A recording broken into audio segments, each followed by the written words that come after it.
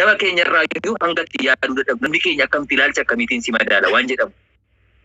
Kaleessatti waan gaarii akkamiitu yoo godhaa turte har'aatti faallaa wayii deemteetta jennaani namummaa keessaa si baasanii gandatti si galchanii waan hin taane siin jechuun sadarkaa qaqqabsiisuu hin qabu. Akkas barbaadanii eeyyee poostiin kiyya sana booda biyyiin ta'e maaliin jedhee maxxanse abbichuu waliin fuuldurri keenya ifa qofa osoo hin taane maabiraatiidhaan jedhe ilma abbaa gadaa jedheen suuraa isaa ammas poost godhe ammas komantiin wal ilaalan kolfee gaba. Mootummaan keenya amma wudidirii osoo hin taane tibibbirii barbaadeen poost godhe ammas komantiin ilaalan kolfa ammas callise. San booda suuraa kana ol baasee suuraa bara 2019 yeroo namni faarsaa poost godhe sana fuudheen xoorinnatiin biyya keenya irraa dhaabbatee dimokiraasiin akka diriiruuf biiroo muummicha keenyaa qaama wal agarree marii bal'aa gaggeessaa oolle har'aa abjuudhaan jedha. Maayindi geemiin taphachaa jiran callisee sii galee. Akkuma amma sara deebisee dhaloota akka mana dhugaatii waca jaallatu dhaloota akka mana dhugaatii waca baay'atutti waca jaallatutu baay'ate maal goona ree fataa jedhaa jedheen amma sara deebisee jechuudha. Ciigoon dubbachaa jira. Amma sana booda kana godhee loogoo ofuma kiyyaaf kireetii godheen paartii wal arrabsuu jedhee fedhiif ejjennoo qeerroof qarree keenya miidiyaa hawaasummaa irraa baay'ee isaanii irratti hundaa'uun dhaaba isaan madaalu kan maqaan paartii wal arrabsuu jedhu alaabaa isaan fakkaatu waliin gadi baanee jirraan jedha. Yeroo gabaabaa keessatti miseensota arrabaan gamoo diigan baay'ee akka argannu abdii guddaan qabaa jedha. Bakki galmee koomantii jalatti jedha. Amma sammuudhaan hin taphachaa jira. Kana jechuun maali? Dhaloonni kun arraba qofatu waa hojjechuu waa irratti waa jijjiiruu akka hin dandeenye naaf gale si galee hangam akka laafnee jirru jechuudha. Namni tokko yoo yaada tokko ibsate personal idea isaati dirqama karuma namni deeme deemuu qabdaa kan jettu sammuu kana buqqee kana maaliif baattee deemaa jirta? Yaani inta nuti horiidha moo ilma namaati kun karuma namni deeme qofarra kan deemtu horiitti yoo ka'e tokko fuuldura dursee deeme kaan faana hiriira akkasii miti ilmi namaa. Jaarraa 21ffaa keessa dhufa. Qaroomuu qabna. Sana booda ammas kana fudhadhee maxxanse maal jedhee mootummaan laftis nagahee jira. Laftis nagahee jira. Lafti mootummaan naaf kenne. Konkolaataan naaf kennames nagahee jira. Garuu konkolaachisaan naaf ida'amuu qaba. Boodigaardis namneera.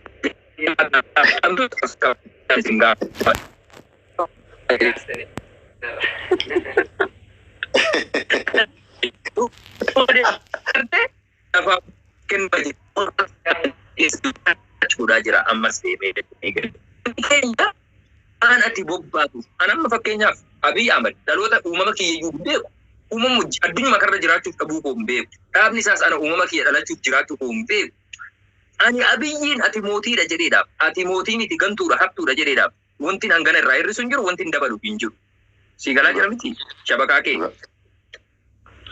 shabakaan kiyya normaalii miti maal ta'e shabakaan kiyya Shabaka keessa kan qabaa ture. Networking keenya normaali. Networking keenya normaali. Garuu amma normaali. Amma si deebisee jira. Okay. Amma hojjeta miti? Amma ni hojjeta. Hojjetanii. Hayyee. Ifa maqaa dubbii isinitti baay'isaan jira. Deebii isaan deebisaa dhaabbileeti. Kanaaf jechuudha. Ani yeroo namni callisee deemu of ta'anii akka deemanuuf leekcharii kennaafii jira warreen akkasiitu. Hanqee namaatiifis faaruu namaatiifis jedhee akka waan maxxansine waan hin maxxansu waan hin barreessu waan hin dubbadhu akka Muhammad bin Aljaziiraatti ta'eeti malee qaama kamirrattuu hirkadhee qaama kamiyyuu sodaa qaama kamiyyuu mataa gadi cabsuuf jedhee wanti raawwadhu hin jiru. Isinis of ta'a akka jedhu meeseejii dabarsuudhaaf jedheeti Dr. Khaliif kiyya malee ani jechoonni isaanii miira keessa nagalcheeti miti. Warri waggoota dheeraaf miidiyaa hawaasummaa Facebook irratti wal beeknu jecha tokko kan naan jedhe hin jiru. Hin kolfu garii dhufanii akka qoosaaf an dubbachaa jiru na beeku. Ejjennoo kiyya, kaayyoo kiyya, eenyummaa kiyya na beeku waan ta'eedhaaf waan hin maxxansu kana injoo itti ta'aa turan. Dhugaa rabbii kolfaa turan jechuudha sii galee. Warri ammoo nan beekne qawwee dhumti callistee dhukaatee dhumaaf sagalee gochuu qofti koomantii jalatti dhuftee kuulloo akkana akkasii maalijoo. Koomantii sana nama bohaarsiti bara. Ajaa'iba bara. Yaa akkasuma by the way namni keenya afaanii wal mormuu waayaan tokkotu guyyaa tokko maal na godhe seete footoo taayyee irra kaayyete suuraa taayyee irra kaayyete Doktor Carranaa kennin interneetii. Baay'ee eebbaa baay'ee dhiifama kaasee amaraniif kaliif kiyya ishii irra deebina eebbaa fituu ishii dhiifama. Maaliif interneetii tun aggata odoon haasaa kun fixati? Ayye itti amma siif kennee dursa dubbadhu. Inda dura akkam jirtu fayyaa keessanii hundi keessaniyyuu nagaadhaa isiniin jedhee lammaffaa immoo Ani dhiifama akka nagaa jiru adda baafachuudhaaf Oromoo ayyamsiifachuun qaba. Warra miidiyaa hawaasummaarra jiru nan jira. Oromoo miidiyaa hawaasummaarra jirtan isintu jireenya koo beeka waan ta'eedhaaf nan jira. Eessa jiraachuu? Lafumarra jiraachuu dhimma jarannaa beeku. Jaratu naa murteessanitti hima. Gaafa dhugaa.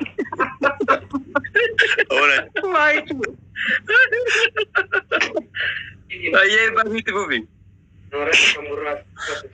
Baga gammaddan isiniin jedhaa uummanni musliimaa hundi keessaniyyuu bagatti milkooftanii baay'ee isinii gammadeera. Amantaa biroo taatus gammachuu hawaasa musliimaatti gammachuu. Isaan seetuu garuu haala qilleensa jiru sammaatti dubbatte irrattis ta'ee jechuudha. Namni of ta'ee waan barbaade haasa'uu danda'a, waan itti fakkaate dubbachuu danda'a. Ani abbaan barbaade paartiin barbaade hordofuu danda'a. Paartii sana hordofuu jechuun immoo achi keessatti nama sana hin qeequmti waan inni godhe sana itti muun dhiisuu miti jechuudha. Nama tokko jaalattee fakkeenyaaf amma siinsine wansi jaaladhee waan ati balleessite tokko sitti muun mirga kootidha. Sirritti gadi fageessee jechuudha. Garuu nama san immoo sirna san eegna malee wayin nama sanitti himna malee nama sanis jibbuu miti jechuudha. Akkasitti badhaa uummanni keenya. Lammaaf uummanni Oromoo ijoollee galaanadha jedhamtu. Akkuma galaanuma jedhamtu akkanatti maaliif beekumsaanis yoo ta'e bakka guddaa jirtu. Bakka gurguddaa Oromoon bakka inni hin jirre hin jiru. Garuu gara siyaasaatti gaafa dhufu maaliif xiqqeessina? Maaf of xiqqeessina? Maaf gadaamtummaaf agarsiifna?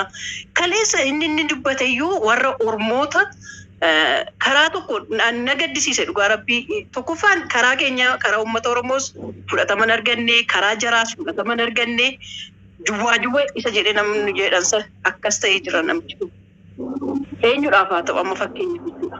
Bakka itti muuqabatti itti himeera irra ejjatee yoo sooshaal miidiyaa kanarra hunda isaanii bira deemtan ilaaltan yuutuubii yoo deemtan tiiktookii yoo dhuftan feesbuukii yoo dhaqxan bakka sooshaal miidiyaa jedhamu Oromoon karaa gama tokko yeeyyii eessanii namannaa'edha. Jaroonni isaan sun immoo eessaniinis akkas goonaa inni akkasidha jedha. Kanaafiyyuu gara isinii ta'etti fudhadhaa. Waan isinii barbaade bakka isinii barbaachisetti fudhadhaatii nama barbaaddan bakka barbaaddan fudhadhaa. Waan gochuu qabdanis fudhadhaati godhaa malee qilleensuma raafamaa dhufu sana raafamuu miti. Qilleensuma bubbusee bubbeen koo yeroo tokko abomboleettiin dhufteet fuutee mana fa'aa qorqorroo fuutee baatee baddi. Ijoollee nu akkas ta'uu hin qabnu. Asii gadee dhagaa cirracha irratti dhaabbate ta'uu qaba Oromoon. Isa wannoo irratti ijaarame miti. Fakkeenyaaf Shawaa waanuma xiqqoodhaan tolo maal jedhama dafee ijaarame boru diigamu. Isa ta'uu odoon ta'in waan dhumaadhaan bishaanni gadi fagaachuu qabna. Dhagaa asii gadee mana ijaaramaa jiru bu'uura guddaasaa ta'uu qaba Oromoon. Akkuma qilxuu guddaa iddisaa gara adda addaatti ceetoo bal'atu akkasuma bal'adhaa. Akkasuma bal'adhaan deemaa akkasuma ta'aan siniin jedha. Kanaafiyyuu waanuma dhufu faana bubbeen nu fudhatee hin deemini. Dhaabadhaa ilaalaa bakka fudhattanitti fudhadhaa bakka siniin taanetti dhiisaa hin siniin jedha. Asumaan immoo adeemsi koo kanumadha. Waa'ee qocee irratti immoo qoceen bara baraan laphee keenya keessa jiraata. Bara baraan inni yoomiyyuu dhaloota keessatti laphee keenya keessa jiraata. Kanaaf haa kabajnu. Ji'i kun immoo ji'a isatti yaadannudha. Waan inni isaan yaada waan maatii isaa irra poost godhan sanis waan irra ibsa laatan sanis uummanni Oromoo bukkee maddii dhaabadhaa. Fuuldura isaanii dhaabadhaa gargaaruu waan qabdaniin gargaaraa. Gocha qofaan odoon ta'in hojiidhaan agarsiisudha. Isatti dhufutti bal'atee manni barumsaa isaan jedhanis waan isaan barbaadan fedhiinsaa galmaan geessifne bakka akka addunyaatti dorgomuu akka inni danda'u wannoon isaanii faawundeeshinii isaanii akka deemuu akka guddachuu danda'u gargaara akka goonu siniin jedha. Kaayyoon jalqaba dhufe waa'ee Hacaaluu natti fakkaata jalqabaa qabeen hin ture asii jidduutti keessa makattanii. Akkasin siniin jedhaa qaqqaalota koo asumaan immoo ankootti dabalattu. Dabalattu.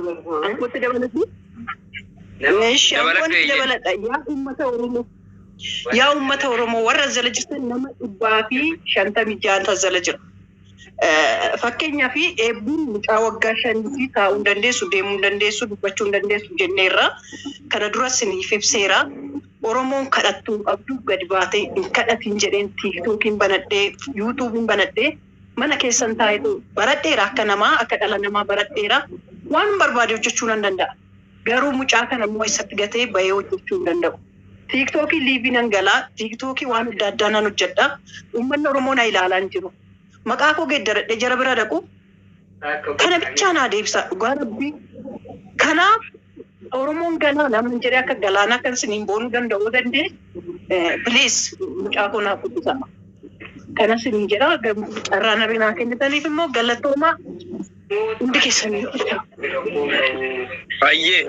Eebbaaf dhugaa keeti waan kananis quban qaba ilmaan Oromoo jechuudha waan isin seenaan isin amma isinitti himatte hundi keessanuu beektu eebbaaf tiubii namoonni fooloo isin godhin fooloo godhaa Oromoon wal qaba waliin rakkoos gammachuus waa hundaa dhamdhamata waan ta'eedhaaf jechuudha. Fooloo godhaa viidiyoolee isin maxxansitu ilaalaa fi gama yuutuubiitiinis deema sabskiraayib godhaati jajjabeessaanii karaa sanaanis gargaaraanii hanga dandeessanuun yeroo isin laayivii galtus haa ta'u viidiyoolee isin maxxansitu irratti kanneen giiftiidhaanis haa ta'u yaadaan deeggartanuun faana dhaabbadhaa. Hundarra ammoo rabbii si faana jiraatu ilma keetis fayyaa isaa siif haa deebisu siin jenna eebbaaf keenya galatoomi. Dr. Gali? Yes. Amma waan bareeddu jettee waan kanallee kana dura kumaan qaba. Dubbadhu. Baay'ee dubbadhu. Wanni irra dubbadhu waan dhimma isin ammoo irratti haasaa jirru kana ta'eyyuu keessumaa dhimma wannaati maali fakkeenyaaf waan dhimma waan tokko yaadaan wal mormuu waan adda addaatiin wal qabate amma namni tokko waan an deeggaru qofa deeggaruu qabda nama tokkoon jechuun jaartii kee naa hiiki nan fuudha jechuudha akka kootti akkasitti hubadhaan maaliif jaartiin kee kun siif hin taane hiiki nan fuudha jechuudha akka kootti. Kanaaf immoo jechuudha nama fakkeenyaaf durirraa kaasee yoomirraa kaasee illee jechuudha takka waan tokko jijjiirees deeggarees hin beeku karan dur jirurraa wanna ta'e hin beeku ammas boris taanaan akkasuma garuu immoo namoota asirra jiran feesbuuk irra jiran eessayyuu jiraatan jechuudha an namoota namoota mootummaa kana deeggaran kan anaaf kan fira dhiigaas jiru kan qaamaan wal beeknus jiru baay'eetu jiru kun immoo dirqama ani namni kun mootummaa kana deeggareef waan hin deeggareedhaaf jibbee irraa baqadhee yookaan hin arrabsu ani immoo dirqama wanta namni sun hin deeggarre namoonni waan hin deeggarre baay'ee waan jiraniif yaada kiyya yoo ibsadde yeroo baay'ee arrabsoonnaa dhiyaata. Nan dhibus nan dinkus maaliif nama sanan madaalee tilmaamee dhiisa. Inni kun immoo nutiin kun amma irra caalaa wanni irratti wal arrabsaa jiru siyaasumaaf mitiire. Siyaasaan keenya immoo siyaasaa wal caaluutii fi wal caalanii argamu osoo hin taane siyaasaa mirga abbaa biyyummaa gaaffii eenyummaa keenyaati waan barbaannu tokko argachuudha. Wanti nuti barbaannu hundi keenya waloon kan barbaannu argachuu natti fakkaata. Haala ammaa kanaan immoo jechuudha. Nutiin asirra jirru kun nuyin kun afuri amma arfan keenya kun nama fakkeenyaaf biyya tokko walitti qabaannee biyya tokko bilisoomsuuf deemna ta'ee karaa adda addaatiin deemna yoo ta'e ani karaa nan jedhee qofarra hin deemtu yoo ta'e jedhee waan barbaadamu sana yoo nan fidee jira ta'e ani hin finne waan ta'eef innati fidde kun sirrii miti jennee deebinee ammas walii fudhachuun hin jiru beekaa dimokiraasii jedhamus baruu hin dandeenyu. Akka Afrikaattis beektanii keessumaa walumaa gala Afrikaa keessa dimokiraasiin hin jiru. Nutiin kun immoo Oromoon jechuudha akka Afrikaatti addunyaan jedhamu kun amma Ameerikaan mirgi kan isheen ittiin bulaa jirtu kun kan nurraa fudhatamedha. Gadaa siistemii isa jedhamu jennee dubbanna miti. Addunyaan nurraa fudhatee ittiin wanna ta'aa jira. Mirga waliif eeguu maaliif wallaallaa? Anammaa asirratti Abiyyiin hin deeggaru jedhee yoon dubbadhu meeqa sarrabsuu asii gayyaasa. Maaliif akka hin deeggaruu dhabe aanatu beekaa? Ati immoo maaliif akka deeggartee situ beekaa? Sinii galees? Maaliif akka hin deeggaruu dide nan beeka. Keessa kootu beeka. Atis maaliif akka deeggarte keessa keetu beeka. Isa kanaaf dirqama na arrabsitee na fudhachiisuu hin dandeessu. Namni iyyuu na gorsee dhufee guyyaa 24 yoo natti wanna ta'e na fudhachiisuu waan hin dandeenyeef maaltu wal arrabsuu fide tokko. keessuma ilmi namaa amantii dhabeen jiru. Eenyuyyuu taanaan namni amantii dhabeen jiru amantii isaarraan dhabaa jira wal biraayis. Kan hin qabne jira. Haa jiraatu namummaanis ni jiraata kan namni fakkeenyaaf namni walitti itti dhiyaatu guutuun yookaan namni wajji jiraadhus ta'e waan hin deeggaru kan hin deeggarre jira waan ta'eef namni wal danda'ee wajjin jiraata. Gadi qabe sagalee kee. Gadi qabe inni bira jiru. Inni magaalaa biraarra laayifii jiranne. Magaalaa biraarra laayifii jira. Miira keessaa bahe goota koo. Jarri keenya keessumaa immoo arrabsoo samaammee nama wanna godhaa ture kana kaleessa ilaalaan ture. Maa kana goote maa dhiiste jedheen gaafanne garuu achi keessatti waan natti dhaga'ame jira warra as keessa jirtan namoonni 150 wayi. Wanti tokko jechuudha namni tokko eenyuyyuu taanaan sabboonummaa yoo fakkeenya fudhanne namni yeroo guudhalatu afaan aadaa irraa eenyummaa barata. Aadarraa eenyummaa baratee aadaaf abbaa ollaa ganda beekee gandarraa biyya beeka mitiire. Akkuma ati gandatti dhalatte jaallattu anis gandan itti dhaladhe nan jaalladha. Maammiin gadi ba'ee abiyyiin deeggaree dhiisee waan fedhe godhee jimma akkas jettanii immoo gaafa arras fitan ulatti dhaga'amanis achi keessaan ba'e achiin dhaladhe. Ati ani nama maamme deeggarsi maammeen abiyyiif godhe anaaf natti deebisee akka keessa kootiitti itti gammadu ta'a. Yoon itti gammanne deemeetiin maammee mataa isaatiin hin naqee wanna jedhan malee walitti qabdanii gaafa akkas jedhu namni namatti dhaga'ama fakkeenyaaf jedhami akka waan ofii isaatii namni akkam jedheen ibsanii hubattan jedheetiin yaada. Eenyuyyuu taanaan amma nu hundi keenya akka namaatti waliin caallu garuu hojiidhaan wal caaluu dandeenya.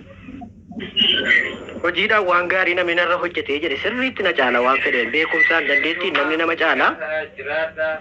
Akka Oromiyaatti immoo kutaan Oromiyaa tokkoyyuu kan Oromiyaan kamiyyuu taatee jechuudha kan wal caalu hin jiru.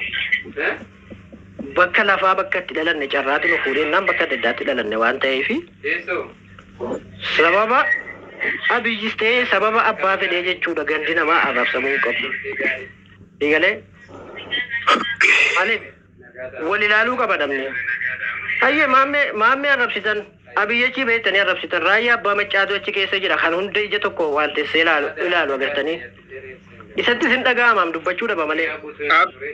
Jaallata dubbiin keeti ilaa si karan sirree si dhiifama naa godha afaan kee keessa seenuu kiyyaafi ilaa obboleewwan abbaan fedhan jechuudha warra amma jimmaa akkas maal jedhanu jechuudha. Jalqabuma namni yeroo dhaqee siyaasa keetiin siyaasa ati dubbattu kana fudhachuu didee kee yeroo gandatti deemee jedhu yaar luuzar qabxii gadee jira poointii gadee jira kuffisii bira darbe suni du'eera waan ta'eedhaaf akka nama bakutee jechuudha. Osoo lubbuun jiru nama of ajjeese waan ta'eedhaaf yoo dandeesse akka turuu Dooktor Kaliitii kanatti jechuudha. Siriinjiin jira miti. Martee dammaqsu waraanuu jechuudha. Gadi akka inni weeqaaf Dooktor Kaliitii kanatti jechuudha. Siriinjiin jira miti. Maame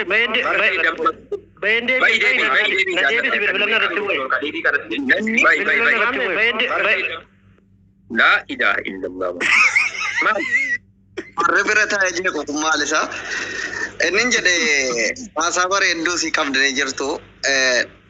Maammee arrabsu warri jedhu. Anaaf maammee warri walitti naquudhaaf ashi qaabbataa turtan ani amala kan koo keessatti ilaala. Waa tokko gaafa namni itti dachee faarsu ani immoo faallaan deema tiiktookii fi feesbuukuma kanarratti. Gaafa uummanni dheengadda gabbee. Tumalatti nambisin narra oolan gaafatu. Abduseen gabbee abiyyiin dhiifama gaafatu. Abduseen akka dhuunfaatti an amma abiyyiin gaafas galateeffatamuu qabu dheetaniin haasa'e. Waa tokko yookiin dhaqee maatii irra darbee nama narrabsine abiyyi irraan qeeqe mootummaa biyya bulchaa jiru tokko galateeffatamuu qabuun galateeffadhuun jedha. Warri isa galateeffataa jirtanu fakkeenyaaf warri amma gabbaatanii isa galateeffataa jirtan warri ergasii iyyuu karaa ittiin isa galateeffatan yookiin faarsu jettanii karaa dhabdan jedheen dubbate. Namni baay'een kan ergasii amma laala fakkeenyaaf ansin beeka akkati ani na duraayyuu namni miidiyaa kanarratti waa'ee Oromoo dubbataa ture si. Baay'ee isaanii immoo kan of shakkanu danuu gabbahee akkamitti abdusee waan kan anaan jedhee kan ana arrabsuudhaaf laayii galee jira. Jechattiidhumaan warri bakka lama fakkaattanii bilisiginnaa fakkaataa girrisaa fakkaattanii bakka lamaa nyaattanu dhaabbadhaa karaa tokkotti citaa viidiyoo jechaan jedhu san fudhatanii nama natti dawwalee maquma kan koo dhooftee nan arrabsitu maaliif akkasitti qeentini ashmuuriidhaan dubbatte jedhee nama lolee jira. Maalati bakka lamaa nyaataa jirta moo maaliif of shakkite naman jedheen danuu jira beektaa. Warra dheengadda gabbahee abbichuu jedhaa ture keessaa maqaa dhahee asirratti dubbachuun barbaadu kan himan. Atis gaafas keessa jirta. Geetaachos keessa jira warra abiyyiin galateeffataa ture. Jara qofa miti kanumti ergasii mormaa ture danuun abiyyi galateeffataa ture.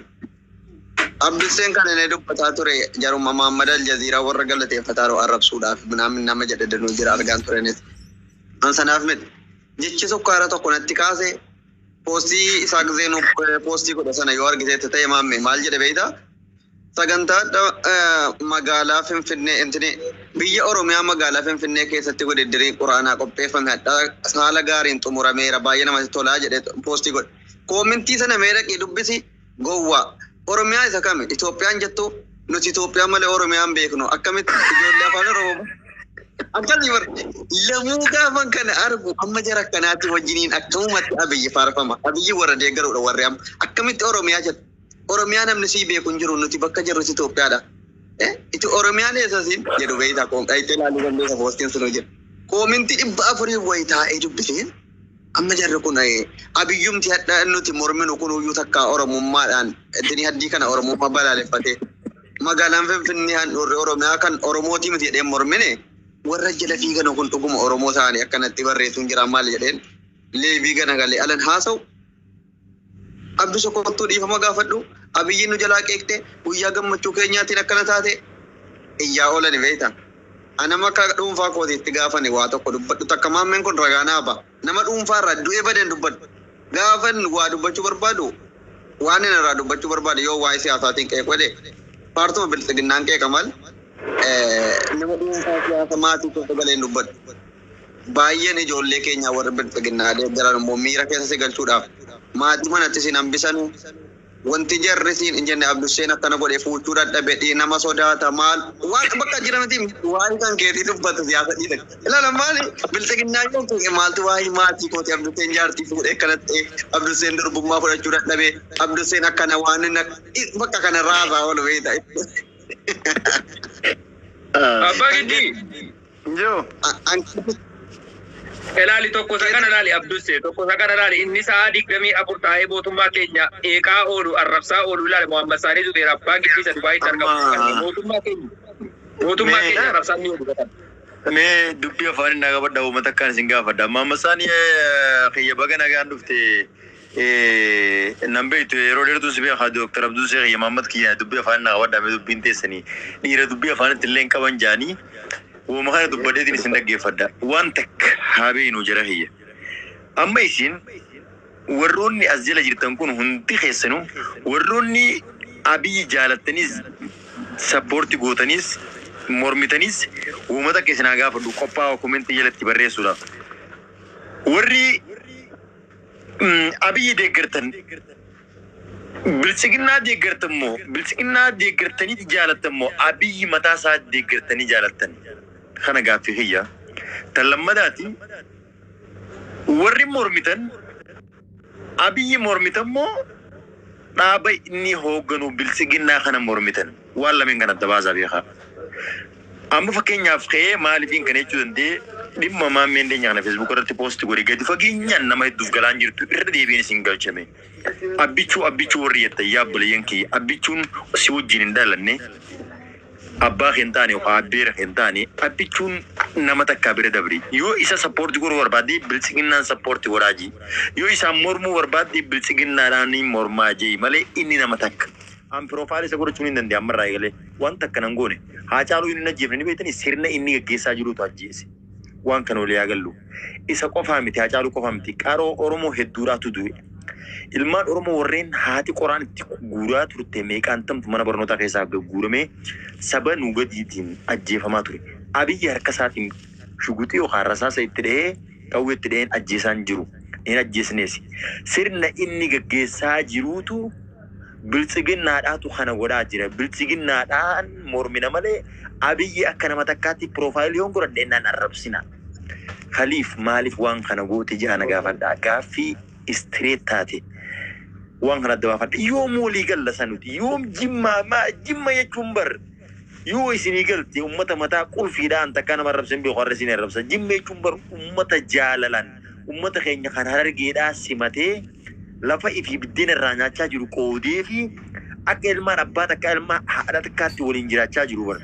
Ummanni Jimmaa jechuun bar anna biratti bakka guddaa qabanii Jimma yoo maammatti arrabsuu feetan dhaqaatii arrabsaanii feetan waan feetan jaammanii Jimma hin tuqina. Abii Jimmaa dhalatee raayyaa abbaa machaa Jimmaa dhalatee bakkuma takka jara lameen bakka inni irraa dhufe. Irraa dhufan Jimma lafa teenya onnee teenya qaama fi muranii achi darbuun hin taatu waan kana naa hubadhaa. Namni nu warri Abiyyiin morminus waan irraa Abiyyiin morminu qabanneeti bilisiginnaadhaan mormina malee Abiyyi akka nama takkaatti Abiyyi waan takka nuun goone bira naa kutaa. Tan lammadaati. Sooshaal miidiyaa kana jechuun keetii takka dhufteeti abbaan giddii kun baganaa dhufe. Eenyu kana takka dhufteeti sooshaal miidiyaa kanarratti abbaa giddii kana gatteesse boo obbo halkan keessaa tiraakaan oofuu jira tiraaka chirkisee dhaabeetiin boo aaree gubadhee boo nana qinjee mana takka gastii na faradheen boo aboo abbaan giddii waan namni tokko saba isaatiif godhu magaa biyya Arabaa keessa taa'ee waan namni tokko saba isaatiif godhu waan namni tokko biyya isaatiif godhu isiniif godhaa jira. Waan kana anillee waan inni jiru kana sappoortiin godhaa. Atumaa usilaana bira jiraatte atumaa kiniin inni ati abbaa giddii kiniin nyaachisaa jireetu kana si nyaachiseetiin si godhaan jeen haare.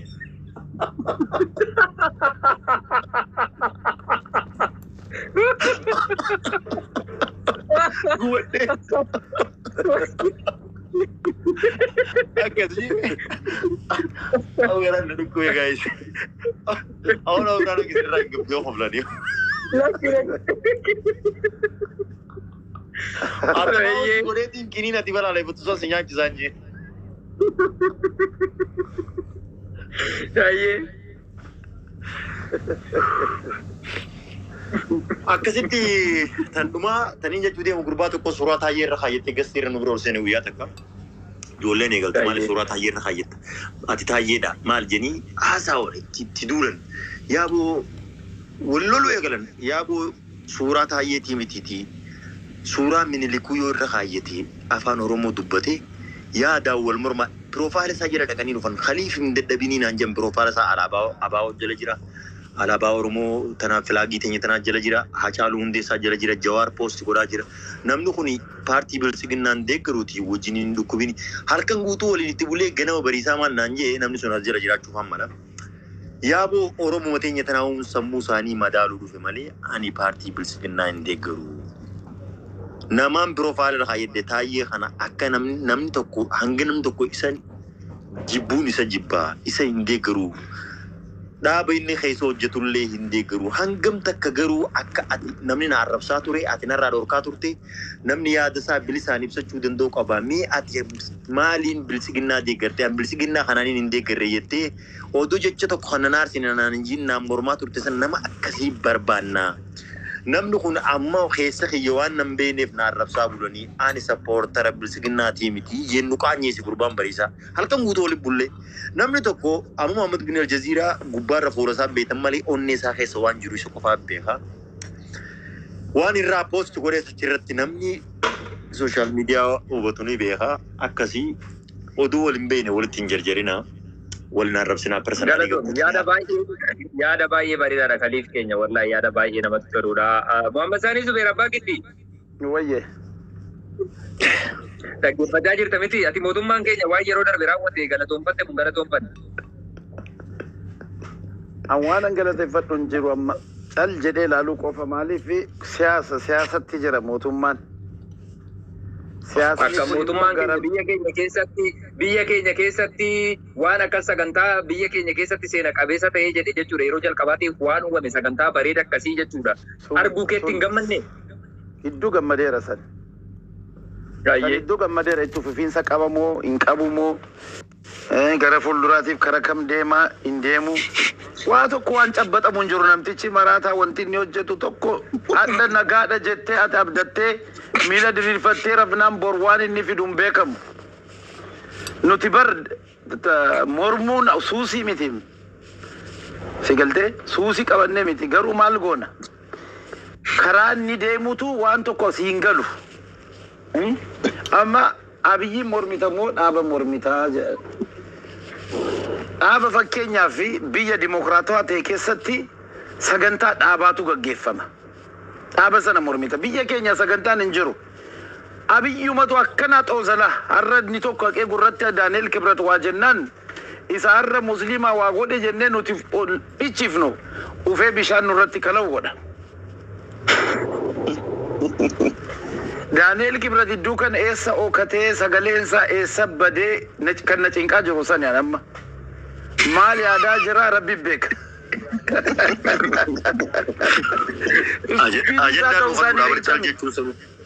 Ega dalagaa guddaarra jiranii waydwee kana hunda ogguu ta'u namticha masjiidni asiin bee asiin galee masjiida qofa qeen musliimni markaatoo weerarte jedhaa iyyaa bulu kun har'a maal argate usee maal jira gana arguuf teenya. Kana jennaan wanti deemaa jiru bareedduudha hin mormitu garuu gadi bahee immoo wanta faarsu tokko hin jiru. Dhuman dhaggeeffadha amma isaan isaa dhaggeeffatan baay'isoo keessattuu warra nu amaatar taane kanaaf yeroon kun amma jarri keenya hayyoonni keenya hunda hiikamaniiru. Wanti nu caalaa waa hunda dubbachuu danda'an wanti warri zaayiraan jiruu sana biyya keessa ta'anii jiraachaa jiran mana hidhaatii ba'anii amma dubbachaa jiru. Amma bitaaf mirga dhaggeeffatta hunduma dhaggeeffatta amma Abiyyis ni dhaggeeffatta Baqqalaa Garbaa jara Jawaar keenyas hunda ni dhaggeeffatta warra sanis ni dhaggeeffatta warra diina warra kibbaa ka hunda dhaggeeffachuu amma hin dhaggeeffatta tarkaanfii itti aanu laaltan tilmamta bakka malee waan tokko ni har'a kaleessa paarlaamaa irratti wanti inni dubbate sabboonaa uma fakkaata bakka sabboonaa callaa. Amata sadi afure ture gara galeen 300 digrii ibba sadi jaatam gara galee as dhufe makaleessa. Sagalee mormitoota irraa warra Baqqalaa Garbaaf Jawaar irraa waan dhageessu fakkaata wanti inni taasa'u. Marroota haaraa jedhe moo Abiyyi ta'uu danda'atti aanu. Isan jedhee bar kan abbaa kan ichisu hidduu bar. Amma video mati katanya muretin kabayon post gue rekam amma bin Al Jazeera sanin dulan jedin di seber. Amma saat matan su mirga keti wan sitti fakkaate sun mirga garuu Abiyyi waan amantu sumuni dumbullo tokkon jirtu ganaadha. Ganaa at least gaaffin Oromoo bu'uurarraa gaaffii sadii kan lakkaamu jirami. Fakkeenyaaf afaan Oromoo afaan federaalaa gochuu. Abbaa Giddi haasaa keessaa Jawaariin akka inni dhaggeeffataa jiru laayivii Jawaar dabarsaaru xaxxitaa akka taa'e dhaggeeffataaru tunatti mul'ate haasaa paarlaamaa kaleessaatti. Jawaaruma fakkaatam. Kooppii godhee rasaasni dhukaatu doolaara ta'ullee nutti hime lolli akka bu'aa hin qabne kaleessa ofii isaatiif juuntaan inni barbadeessina kan jedhaa ture sun akka waan namni dirqisiisee lolchiisee taasaa ture kaleessa. Daani'el Kibrat hidheeti moo dinqa keessa gola keessa lafa kaayeeti moo eessa kaayee kana hunda dubbate kaleessa rabbaa beeku. Waliin mari'atanii ta'uu danda'a. Most probably waliin mari'ataniiti. Warra siyaasaa kana amanuu hin dandeessu beektaa. Namni baay'een beekta maamee siyaasa kana quraana see akka inni qumaara ta'e hin beeku beekta. Ala amma namni baay'ee anduudhinsa galgubadha malee otuma Abiyyi warqinaa diriirsee Abiyyiin akkana jedha. Siyaasni immoo akkasitti duruunfattee Abiyyumaan jibbita taanaan sirni sun waan itti barbaaddu gaafii keessii deebisa taanaan sirna sana ilaal waan gaafatamaaru gaafii lafa jiru kana dhibbaan dhibbatti itti amanee nan deebisa araara nan barbaadennaan Oromoon wanti inni yeroo hunda du'uuf yookiin loluudhaaf suusii bosona keessa taa'e loluu qabu. Gaafii inni gaafatuuf waan bosonatti galee ofittidha kan inni achi taa'u. Abiyyi kanatti amane yoo deebise ati lakkii Abiyyi neesuma inni naa deebise hin deebi'u yoo namni biraa dhufe naa deebise malee jetta taanaan kun jibbaa yookiin akka dhuunfaatti itti ilaalaan. Sanan fudhu ilaalama. Abiyyi hin qajeelu waan barbaadu waan amma Jawaar haasa'aaru kana dhaggeeffate waan hayyoonni Oromoo barbaadan warri bosonatti galan kun gaafataadhaan deebisuu barbaada. Dhugumaan gaafa duraan Jawaar otuun hidhameen dhiisaa lolleen barbaachisu biyya keenyaaf nagaa wal dhaggeeffachuu hunda hirmaachise marii hunda hirmaachise barbaanna jedhu. Otuu dhagaheera ta'e kun hariin Itoophiyaa keessatti balaan kun hariin hin bu'u. Har'a itti gaabbuu danda'a ta'a. Otuun gaafas kana dhagahee gaafa nattaasa'amu lola kana hunda gaggeessuu dhiisee wanta hariin kun hin dhufu jedhee yookiin har'a immoo itti gaabbee haasaa Jawaar dhaggeeffataara yoo ta'e lakkii hin sobaa maaliidha jennee ottuu ammas akka inni goona yoo ta'e an akka kootitti ilaalchee akkasii aniin soban jenne jechiti yaa wanti inni godhaa jiru iddoo kana waan nu feenu godhaa jira garuu immorminus baanee immoo ilillin jennu gana masa parlama tokkotti kaleessaan fuunee akkas girrisaa inni taayyannuun jedhe akkas ta'a dhugumatti waa girrisuun obsinee haasana biyyaa kun dhuguma dhaabbata waan Oromoon barbaadu deebisuu barbaade tarii namichi kun hin gaabbee immoo saba Oromoo irraa dhiibee kana hunda Oromoo hidhee miidhe kana gaabbee tarii Oromootti deebi'uu barbaade tarii hayyoota Oromoo ofitti butuu barbaade jettee yoo yaadde dhuguma akkuma barbaadnu immoo hayyoota Oromootiin araaramee waan ergasii balleesse kana ofitti gaabbee jedhe wanti nuti lakkii ati gaabbituus hin dhageenyu jennu hin jiru siyaasni kumaara malee siyaasa quraanaa miti waan ta'eef. Nuti kan bakka kanatti yeroo amma keessa jirru kun Dr. Abduu Sheekh Yeriifama Maammee Yeriifama waan naaguutan bakka yeroo amma keessa jirtu kanatti yeroo qaxxaamuraa bakka jaansan irra jirra. Yeroo ammaa kun siyaasaan biyya sanii siyaasaan ispeeshaalii siyaasaan Oromoodha. Hedduu bakka malee jirti. Bakka namni seenaa Oromoodhaaf waan baay'ee waan guddoo yoo godhee sitti balleessu keessa jirra. Yoo namni akka Oromoon ittiin miidhamu Oromoon ittiin qaceellutti ittiin biyya san keessa sabatti gattahu Oromoo miidhaa turelleen yoo waan xiqqoo dalagee beekamtii itti harkatu keessa jirra. Yeroo ammaa kana yeroo siyaasaan paartiileen siyaasaa Oromoodhaaf bakka buune jettee yaadaan keessan garaa keessa wal lolaa wal dhabaa jiran kanatti namni calqee dhaggeeffachuutu furmaata. Jarjarree waa jennee Abduusee Atifaan Oromoodhaaf waa hedduu lafaa turtanii Oromoodhaaf sagalee hedduu ta'aa turtanii Maammeen illeen akkasuma isin warri arma jala jirtan hundi keessanuu namni guyyaa takka sakandii takka waa'ee Oromoodhaaf Darre. Duuba.